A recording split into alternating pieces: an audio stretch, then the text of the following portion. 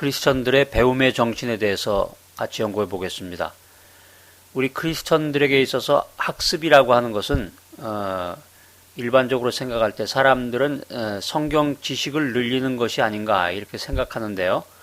그렇지만 크리스천들에게 필요한 학습이라고 하는 것은 단순히 그 지식을 습득하는 것이 아니라 그 이상을 넘어서 우리를 변화시킬 수 있는 그 도구가 곧 학습이다라고 하는 것을 깨닫는 데 있습니다.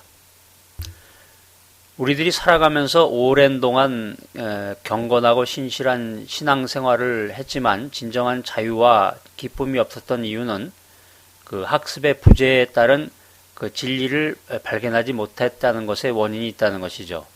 학습을 제대로 하지 못했기 때문에 참 진리를 알지 못했고 그 진리 발견을 못했기 때문에 자유함을 맛보지 못했다라고 하는 그런 결론이 되겠습니다. 그래서 또한 학습이라고 하는 것은 항상 배우는 학생의 자세로서 그 겸손한 마음이 있어야 된다라고 하는 것입니다. 겸손하지 아니하고 교만한 마음을 갖게 되면 사람들은 진리 발견을 할 수 없게 되고 그 진정한 학습의 단계에서 벗어나게 된다라고 하는 것입니다. 자, 그래서 우리가 이제 이런 시각에서 생각해 볼 때 학습이라고 하는 것은 단순한 그 지식의 습득의 차원이 아니구나 하는 것을 이제 깨달았을 겁니다. 그래서 학습은 궁극적으로 그 지식의 습득뿐만이 아니라 영적 훈련에 그 필요한 중요한 부분이다. 또한 학습의 대상 가운데는 내 자신이 주 대상이 된다라고 하는 것입니다. 내가 무엇에 의해서 다스림을 받고 있는지를 우리는 이 학습의 과정을 통해서 항상 성찰해야 된다라고 하는 것입니다. 주어진 나의 24시간 가운데 학습을 위한 별도의 시간과 장소를 정해야 합니다. 그리고 좀 더 충실한 성경 학습을 통해서 나 자신의 성찰을 하고 나 자신이 더 낮아지는 겸손의 그 시간을 갖고 더 나아가서 하나님과 더 가까워지는 그 영적 성숙을 위해서 우리가 노력해야 한다라고 하는 것입니다. 이런 관점으로 생각해 보면 학습이라고 하는 것은 우리 인간이 살아가는데 가장 중요한 것 중에 하나라고 생각이 됩니다. 왜냐하면 학습이라고 하는 것은 인간이 살아가는 문화, 사회, 교육 모든 부분에서 추구해야 되는 그런 가치이기 때문입니다. 특별히 우리 그 크리스찬들에게도 이 학습이라고 하는 것이 중요한 위치를 차지하는데요. 하나님께서 그 호세아 선지자에게 이 백성이 나를 아는 지식이 없어 망한다 라고 말씀하신 것처럼 우리 크리스찬들에게 있어서도 학습은 중요한 것입니다. 자, 그러면 크리스찬들이 학습해야 할 세 가지에 대해서 한번 다시 강조해 보겠습니다. 첫 번째는 그 하나님 말씀에 대한 강조인데요. 크리스찬들이 학습해야 할 것 중에 가장 강조되어야 될 1순위는 성경 말씀입니다. 왜냐하면 하나님의 말씀은 무오한 진리이고 흠이 없는 진리의 말씀이고 우리 크리스찬들이 배우고 학습해야 하는 내용이 성경에 나와 있기 때문이라는 것입니다. 디모데후서 3장 16절에서 17절을 보면 이 말씀을 뒷받침해주고 있습니다.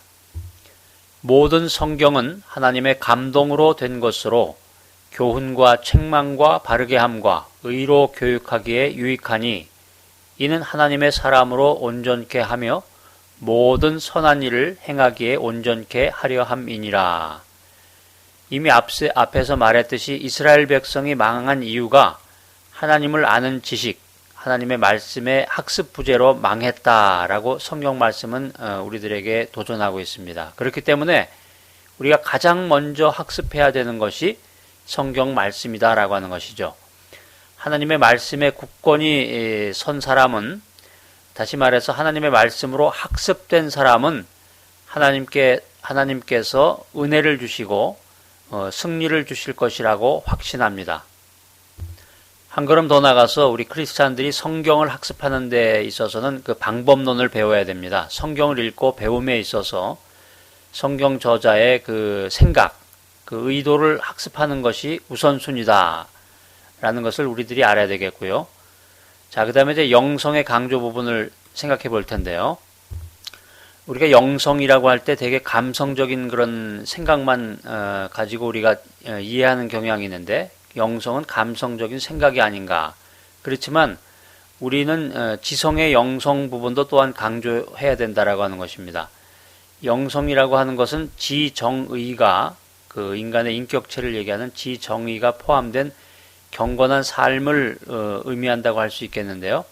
너무 한쪽으로 치우친 경건과 영성은 진정한 영성이 아니라는 것입니다. 그래서 진정한 영성을 가진 사람은 감성적인 것만이 아니라 지성까지도 영성으로 갖춘 사람을 의미한다라고 하는 것입니다. 그다음 세 번째 부분은 겸손의 강조입니다. 크리스찬들이 그 학습의 단계를 숙고할 때 먼저 겸손을 생각해야 되는데 말이 없는 책을 학습하는 자연 관찰의 첫 번째 요소는 겸손입니다.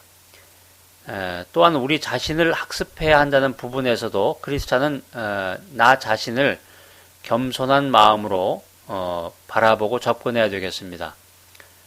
어떤 학생이 그 자유주의 신학자에 대해서 토의한 일이 있었습니다. 자유주의 신학자라고 하는 그 꼬리표 하나로 모든 학생들이 그 사람의 사상을 비판했습니다. 그때 담당 교수는 한마디로 학생들의 교만함을 일깨워줬다고 합니다. 여러분이 이분을 비판하기 위해서 그분이 쓴 책을 한 권이라도 읽었습니까? 우리는 흔히 남을 비판하고 생각과 사상을 비판할 때 그 비판 대상을 정확히 알지 못하고 자기의 주장, 독선이나 편견을 펼치는 경우가 많이 있습니다. 제가 조금 전에 이야기했던 그런 예의 경우에도 자유주의 사상을 알려면 자유주의 사상에 관한 책을 한 권쯤 읽어본 후에 비판해야 된다라고 하는 것이죠. 그래서 결론적으로 말씀을 드리면 우리는 크리스찬들의 학습의 훈련을 통해서 세 가지를 살펴봤는데 첫 번째는 하나님 말씀의 강조였고 두 번째는 지성에 있어서의 영성의 강조, 세 번째는 학습에 있어서의 겸손 부분이었습니다.